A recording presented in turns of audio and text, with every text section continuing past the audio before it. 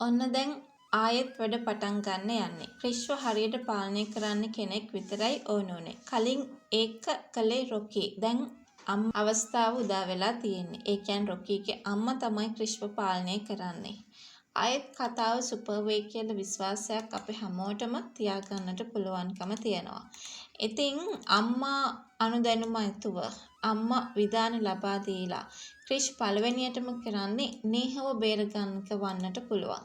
ඉතින් නේහා හිටපු තැනින් හොයාගන්න බැරිවීම හරිම වේදනාවක් බවට පත් වෙලා තිබුණා. ඒ වගේම නේහාගේ ජීවිතේ මේ වෙලාවේ සම්පූර්ණයෙන්ම වගේ අවධානය වැටලා තියෙන්නේ. ඒ අවධානෙමේ ඉන්න නේහව කොහොම හරි බේර ගන්න ඕනේ.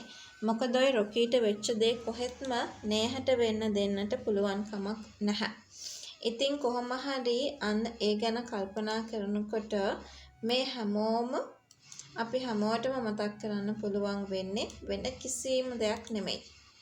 අනිවාර්යෙන්ම ඔය අම්මගේ මෙහෙවීම ඇතුව ක්‍රිෂ්ව පාවිච්චි කරන්න පටන් ගත්තොතින් මේ සියලු දේවල් වෙනස් කරන්න පුළුවන් වෙනවා කියන කතන්දරය ගැන අපි අද මේ වෙලාවේ අනිවාර්යෙන්ම කතා කරන්න අවස්ථාවක් තියාගෙන ඉන්නවා කියන කතන්දරය ගැන තමයි අපි මේ වෙලාවේ කතා කරන්නට අවස්ථාවක් තියාගෙන ඉන්න ඕනි කියන කතාව මතක් කරලා දෙනවා. කොහොම හරි දැන් ක්‍රිෂ් අර සහෝදර සහෝදරියන්ටත් නොකිය මේ වැඩේ තනියම කරන්නට ඉඩකඩක් තිබෙනවා අම්මගේ අනුදැනුම ඇතුව.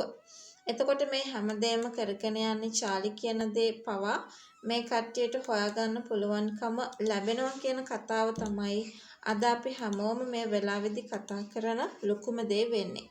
ඉතින් කොහොම හරි ක්‍රිෂ් දැනගන්නවා මේ නේහා ඉන්න තැන. ඉතින් නේහා හංගගෙන ඉන්න තැන. ඉතින් ගිහිල්ලා තනියම නෙමෙයි තව පිරිසකුත් එක්ක එකතු වෙලා සටන් කරලා නේහාව බේරගෙන එන අපූර්ව අපිට ඉදිරියට බලා ගන්න පුළුවන්කම ලැබෙනවා කියන කාරණාව තමයි අද අපි හැමෝම මතක් කරන්නට උවමනාවක් තියාගෙන හිටියේ කියන කතාව අද මතක් කරලා දෙන්න ඕනේ. ඉතින් මේ ක්‍රිෂ්ගේ පළවෙනි වැඩේ සාර්ථක වෙනවත් එක්කම අම්මා තේරුම් ගන්නවා කවුරු හරි කෙනෙක් විධාන දෙනවනම් ක්‍රිෂ්ට කරන්න බැරි දෙයක් නෑ කියලා. ඊට පස්සේ තමයි අම්මා මූලිකත්වය අරගෙන මේ හැමදේම සිද්ධ කරන්න පටන් ගන්නෙ. ඉතින් අන්න එතනින් එහාට ක්‍රිෂ් ඇතුළු සහෝදර සහෝදරියන්ට මේ වැරදි කරන මිනිස්සුන්ට දඬුවම් දෙන එක ඒ හැටි ලොකු කාරණාවක් වෙන්නේ නැති වෙයි කියන බලාපොරොත්තුව වාට වගේම මටත් මේ වෙලාවේ තියාගන්න අවස්ථාවක් ලැබෙනවා කියන කතාව ගැන තමයි අද අපි හැමෝම මේ මොහොතේදී කතා කරන්නට උනන්දුවක් තියාගෙන ඉන්න ඕනි කියන කතාව ගැන තමයි අද අපි හැමෝටම අවස්ථාවක් ඇතිතිව කතා කරගන්න පුළුවන්කම ලැබෙන්නේ.